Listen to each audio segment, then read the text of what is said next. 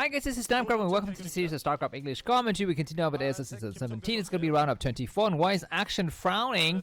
Maybe he missed a drone click or something like that. It's going to be Action versus Ssak on the map Radeon. Once again, and you can see this map artifact at the bottom of the screen, the standard map for ASL S17, at least for the round of 24. Yeah, Action is very much favored to win this game. Can Ssak pull something out? Okay, looks like he's back. Ssak victory. That's very, very good from him. Remember, Action announced a couple of, I think, weeks ago that he's gonna retire from streaming because of wrist injury, right? Or because I don't know, because this game is old and he's old, and because he doesn't have money from it or whatever, right? Yeah. So, anyways, it seems to me like Action doesn't want to continue streaming competitively, and that's very, very sad. We like to see him stream more and just bring more glory. Of course, bling more would be nice. Yeah, a nice skill to have as well to the Starcraft community. But I guess he's got more understanding. Anyways, just give me a second. I had to reconnect my mouse there for a second. Anyways, things are looking well and good. Like I told you in the previous round, I had to sew one of my kidneys to get the videos to 50 FPS, and now my other kidney is hurting really bad, and this is why you might see some kind of lag in the stream, and that's because of my kidney failure, not because of the stream problem.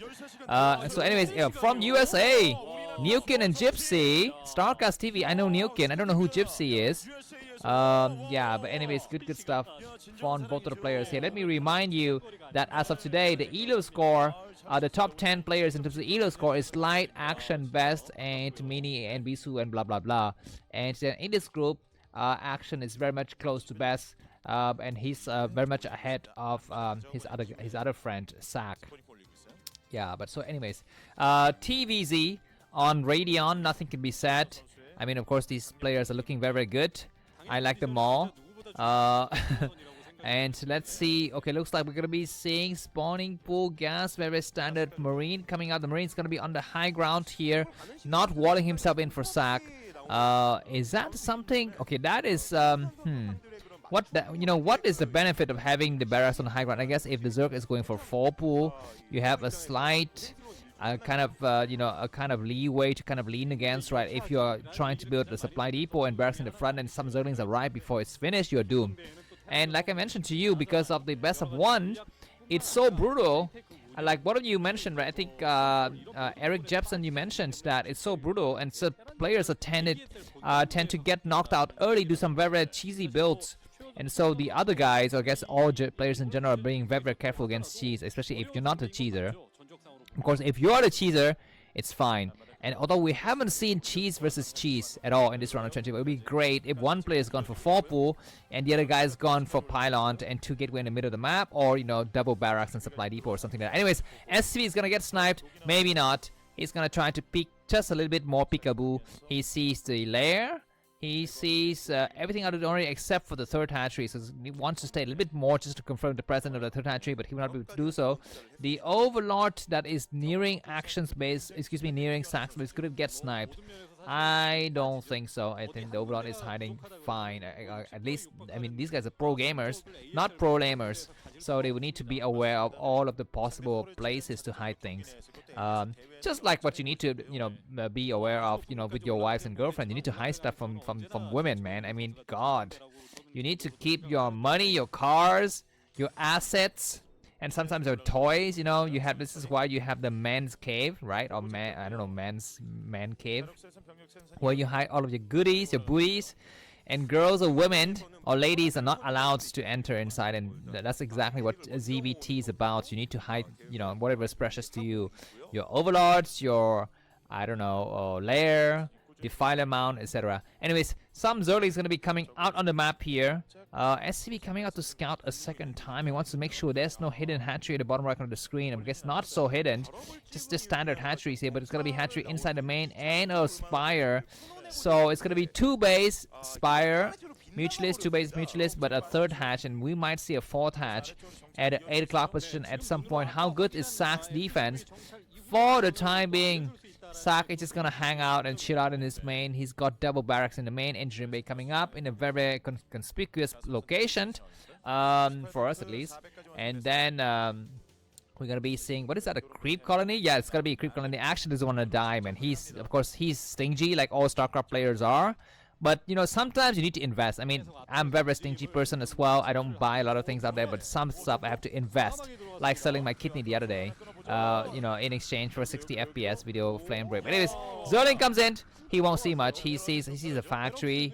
He sees the engine bay in the corner. He might try to attack one of the SCVs just to buy some time, and that's gonna be the end of him attacking the academy out of all things. Interesting. Anyways, Evolution Chamber coming up on high ground.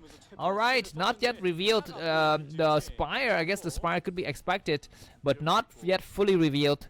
So that's that.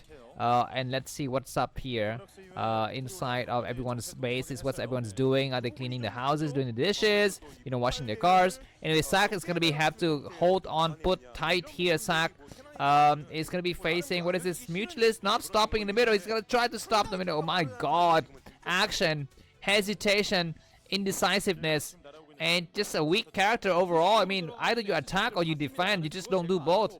Anyways, Mitchell is gonna be coming out this SCV. Will it survive even further? I don't know. And very nice stim, preemptive stim from Ssak to drive the Mutualist away, and finally we're gonna be seeing a 4th base at 8 o'clock position. 6 Mutualists are not much to do damage. So many turrets already get set up at this expansion here. More Mutualists coming in the corner, and SCV discovers the presence of the 8 o'clock. I mean, what? I don't feel like Action's like got what it takes to win a game here. Maybe his wrist is having problems, and you know what people say, when your wrist is having problems, you need to stop doing what exactly? You need to stop doing whatever you're doing with your wrist here, and try to do something meaningful with your wrist, and that's gonna be playing Starcraft. But anyways, yeah, Action is gonna have to hold hard here because his first group of Medic Marines is quite strong. He's got maybe 8 Mutualists. Very, very nice scan for Ssak to reveal that Action's got no Sunkens. Action is being too stingy there. He need to put down some Sunken. Only 7 Mutualists. Some Zerling try to go around and do a surround hit, and some Marines are staying back in the main though. I don't know about that. Maybe it's gonna be time for Ssak to kind of go home a little bit and regroup with the rest of his Medic Marines and start to come out. No, we don't have that many turrets in the main though. That's the problem. So maybe that's what Ssak is thinking. He's staying in the main so that he can have you know, a few more Marines in the man. He doesn't have to build any turrets. But anyways, this turret was kind of weak. And nice diving of the Mutualist here. The rest of the Medic Marine is going to come back. And Action has finally found a weak spot here. One miss shot from the Mutualist. The rest of the Medic Marines finally arrive and killed a couple of SCVs, excuse me, a couple of Mutualists, but still 6 remains. And that, I think, was slightly advantageous for Action, maybe because Action is 57 supply and Sak's only 60. Actually, I don't play Zerg, I don't play Terran, so I don't actually know the supply difference, how, you know, how significant it is to decide the outcome of the battle. But we're going to be seeing Hive coming up now. These Mutualists are numbering around 9. Terran Medic Marines, no upgrade so far. It feels a bit strange, right? I mean, around 8-minute mark, I think it's gonna be the time that the Terran ground upgrade get completed. I think at least the first upgrade. We're gonna be having Valkyrie coming out. Do we have a replacement turret? Not yet. Not yet. And these Mutualists will dive in once again. He's scanning, checking. Okay, I see the Hive. I see the Queen's Nest. I see the creep colony, the first creep colony of the game. Zerlings tries to do a backstab, as Scan often says, Zerg backstabs, but it's not necessarily the second Valkyrie is coming. I feel like this kind of Valkyrie heavy build is not so good. I don't like it, man. I mean, I feel like he doesn't do the kind of justice it needs. And backstab once again. We have a single Marine on the high ground, and Zerlings run by. They're gonna try to destroy the turrets. Marine is gonna have to hide. He's gonna go in the corner and just to buy some time. But huge counter attack by Ssak, and he did the damage where the Mutualists, excuse me, the Marines wreck his barracks in the main here. 5 Marines. That's good. These Mutualists gonna try to catch up on the other Marines. See, this is a huge fireball that start to attack and start to burn everything. Mutualists are dying fast. Very, very nice Valkyrie shot. And we even have a small Marine attacking. More Marine attacking. And these Mutualists are so damaged that they're kind of chased out. We have Scourges in the area. The last, okay, one Valkyrie gets sniped though. Very unfortunate, but these other Valkyries comes in. Good split of the Mutualists. And the Mutualists are all purple. The Valkyrie's gonna run for its life. Where's the rest of the Medic Marines here? They are in the corner. The Valkyries survive, and there's one more shot. But these Mutualists are so purple. One misclick, I think, from Action, and he's done. Ultralisk cabin. Very interesting. Can he survive until Ultralists are there? No, that's gonna be the question here. Some Overlords are dying, and Action is temporarily supply block. Severely not temporarily, very severely supply block. But the Zerg player is going for a black backstab here. but the Mutualists are so weak. So the Zerlings need to go first to do some kind of damage, and the Zerlings arrive. We have a bunker, the Valkyrie kind of pull back here. Valkyrie getting sniped, and no more Valks on the battlefield. That's really terrible for Ssak. He's kind of slipping here, but he's still ahead by about 10 supply. And we're going to be seeing a regroupment of forces in the middle of the map here. Terrans need to kind of return home. Yeah, and Action finally is able. Okay, switch to mech. Oh, I forgot that our friend here, Ssak, is a king of mech. He loves to play mech against his opponent. So yeah, all of the barracks have been lifted, and we're gonna be seeing a transition into factories here, I feel. But is it gonna be like too late here, because the Zerg is overwhelming? I feel like now Action's already got possibly making the first Ultralist in his base. He's got very nice map control. His group of Mutualists are roaming around the area. We need to see Science Vessels and not Valkyries. Valkyries can only do so much, but at least Action is bleeding some of the forces in the center, so that's something that we have to think about. Yeah, and the first vultures have already started to lay some mines around the map as well, just to exert a little bit of domination here, and factories being created, several factories. I don't know, when you do this build, are you kind of just forced to not make another command center at all, because you need to use all of your money to go for your factories? Is that right? Because usually around this time, when the Zerg has got the third base and looking to take the fourth base, then the Terran player is going to take his third base as well. So that's usually how I see it, how I interpret the TBZ thing. But let me know if I've got it completely wrong. But anyways, yeah, looks like I guess a small skirmish here in the middle of the map. And okay, just some Zerlings coming in to check, and mass vulture is interesting. I guess they would not be able to do any kind of damage against air, but they can lay some mines and damage the Ultralists when the Ultralists decide to move out. Looks like we have some upgrades on Ultralists already, and the Overlords are still very slow though, so very slow Overlord speed, and very fast vultures damaging a lot of the Zerlings. These Mutualists are going to be in the corner. We have 9 Mutualists and a pair of Scourge. They're going to be looking for some Valks to kill. Looks like there's going to be some Marine in the bunker turrets. It's just the right position to intercept here. And very nice scan just to reveal that there's no hidden Zerg bases anywhere on the map to be found.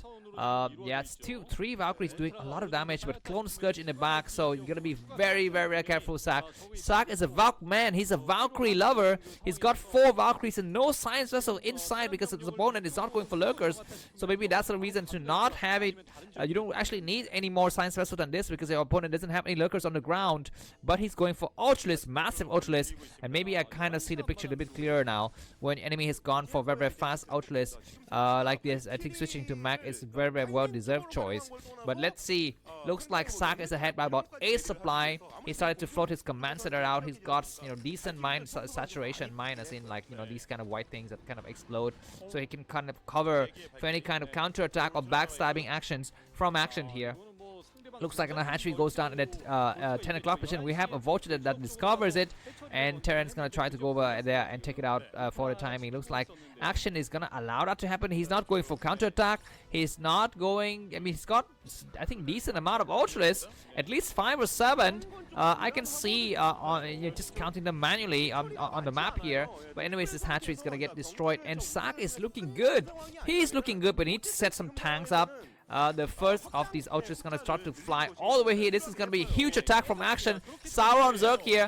A lot of mines going to come in here and clear some of the Zerg lane, but it's going to be enough or not. Looks like Ssak is out of position. He's got tanks on the high ground. SCV blocking the ramp. A drone, excuse me, a vulture goes through, but these one single, 2 Ultralists takes a lot of damage on the tanks, and the tanks are able to shell the units on the low ground. But the rest of the bio army comes back, but 2 Ultralists on the high ground is doing so much damage, man. But Mutualists are dying in mass. No more Mutualists, so these Valkyries are going to be able to come in and destroy them. But these Ultralists are so strong, and still more Ultralists in the back. 6 Ultralists are still alive, and 1 Ultralist are running around on the high ground. And GG from Ssak. If you'd like to cast the video, buy me coffee, and see you soon in the winner set. Bye bye.